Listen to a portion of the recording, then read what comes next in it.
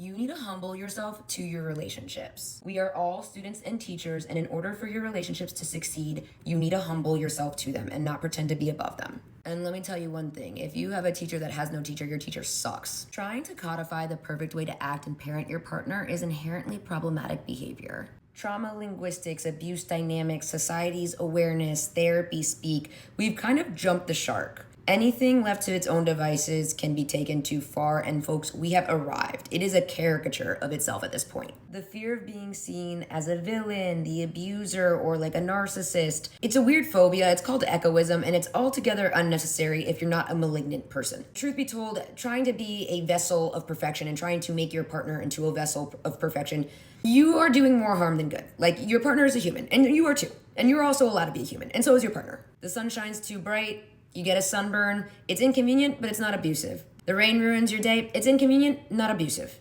People are human, and sometimes their very real humanness is inconvenient, but that doesn't make it abusive. And the confusion it's created, an abuser would do this and a victim would do this. An abuser could do anything and seem like anyone. If you've yelled one time, you're not an abuser. Like, the fact that I even have to say that, guys, it's too far, it's too much. So hard as you try, no one will be a perfect victim. And this push for mental health has created this strange dystopia of what is healthy and it's not human. And it keeps pushing the goalpost. And if you've ever encountered somebody that was pseudo-enlightened in this way, they behave antithetically to the narrative they push. And they are an infuriatingly unaware population that I have no desire to engage with. Argue with your mother. So it starts off, I used to have a parent that would curse at me. Like, that's a boundary. You can't do that. You're like, oh, perfect, too easy. I won't curse. And then during the next fight, you raise your voice and they're like, that was abusive that you yelled at me. And you're like, oh, I'm really sorry. I won't be doing that again. So the next fight, you don't yell. And they're like, you didn't yell, but your approach was abusive. And you're like, oh, how so? And they're like, it was too aggressive. You got to be softer. They don't really have the language around exactly what was done. So it's not a perfect art. What is going to be seen as aggressive, and how can I be soft all the time? So then you go and you're super careful about the approach. And then the next time they're like, your approach was fine, but your tone, it was just your tone. Like, okay. So now it's like the cursing, the yelling, the approach, the tone. Let's get this all handled. And the next time you really nail it, you really try to do everything they asked for. Now they're kind of whispering and they're like, this is where I want your tone to be. And you're like, okay, all right. This is just feeling a little immature now. And they're like, now you're insulting me. You have always been the bad one. Look how many times you have done all these things where you have yelled, you have da-da-da-da-da, and you're the bad one. And you're like, why am I the bad one? Since when am I the bad one? I've been trying this entire time. I'm not the bad one.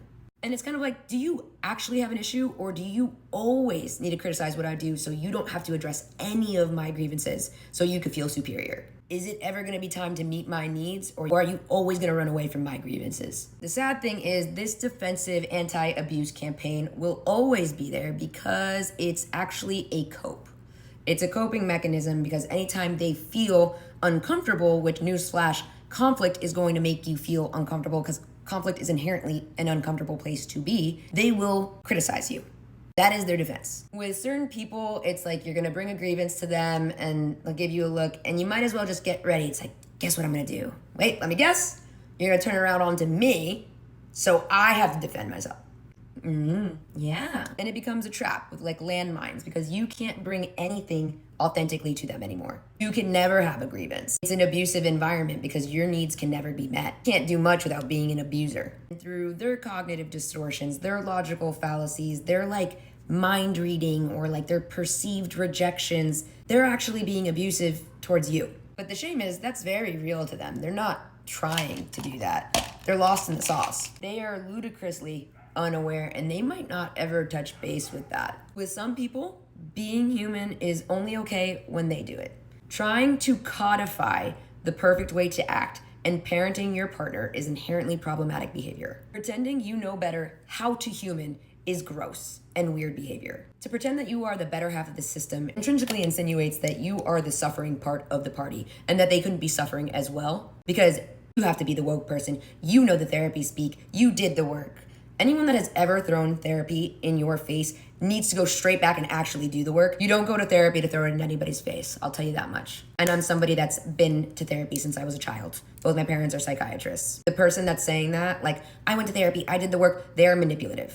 They didn't learn anything they needed to learn in therapy if that's what they're throwing in people's faces. It's one thing to say, we should go to therapy, like it would be so good, like can we be open to it, yada, yada, yada. That's fine, that's fine. The person trying to manipulate you through therapy is a very, very dangerous and damaging person and needs to stop saying stuff like that. If you've ever said stuff like that, please stop. Therapy is for you, not for other people, not to throw in people's face. You do not weaponize therapy, and I am so serious about that. Therapy is great, but you are not better than anyone else for having gone to it.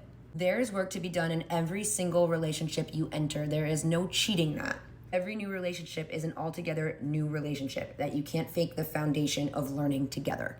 You don't get to avoid orientation because you went to therapy. If you and I meet, you're not like the expert around here on our relationship. Both of us are beginners here. It's new and altogether ridiculous to pose as the teacher of the pair. It's giving arsonist cosplaying as a firefighter.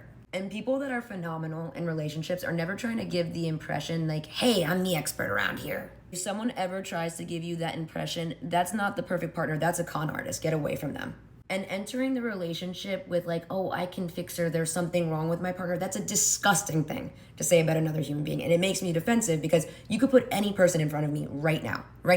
And I could tear them, if you made me, I could tear them apart flaw by flaw because we're not perfect, not a single one of us. Seriously, none of us are exempt. There are no exceptions to someone being perfect. No. Everybody has growing to do. But that is not something you should ever be doing to anybody. That is such nasty behavior. It's gross. Everybody has fixing to do. And if you think you don't, you have the largest blind spots and probably the most fixing to do. And anyone that takes personal growth seriously understands that it's just jumping from one set of problems to the next. You're really never done. And eventually, you don't view them as problems, just growth. And then you realize that we're all on some version of this same journey. You are never done. You are never perfect. So, that's quite the rant.